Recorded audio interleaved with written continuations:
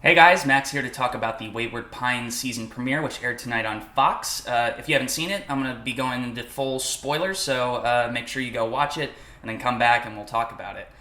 So for this premiere, I was a little worried that this episode was going to be kind of repetitive because the way things ended at the end of season 1, there was sort of this reset button where Ben sort of wakes up from this coma and he kind of figures out that everything is back to normal in Wayward Pines and it's all kind of back according to how David Pilcher originally envisioned it.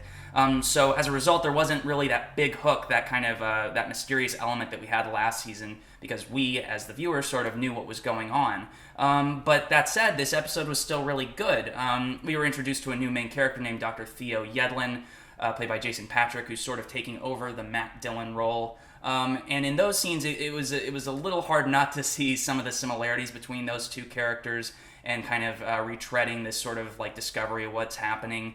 But luckily, the way that it was done was a lot more urgent, and therefore I think like a bit more compelling. We had this emergency surgery going on where we bring back in Kate Hewson, played by Carla Gugino again.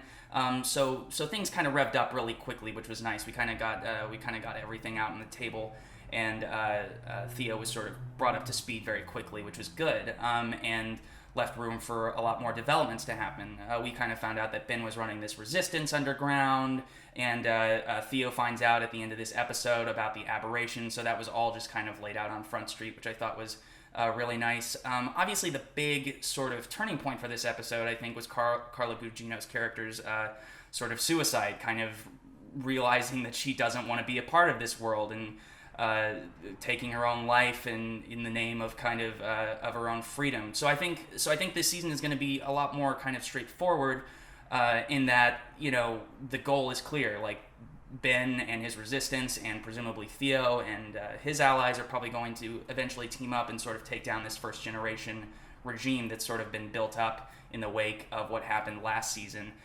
So there's still a lot of good stuff that could come out of this, a lot of big surprises that could happen.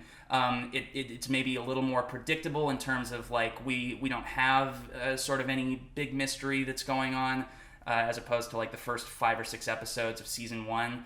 But I think there's still a lot that could be done here that could be really, really cool. So anyway, I gave the episode an 8, but you can read my full review at IGN.com. And for everything else, Wayward Pines, Fox, TV, keep it here on IGN.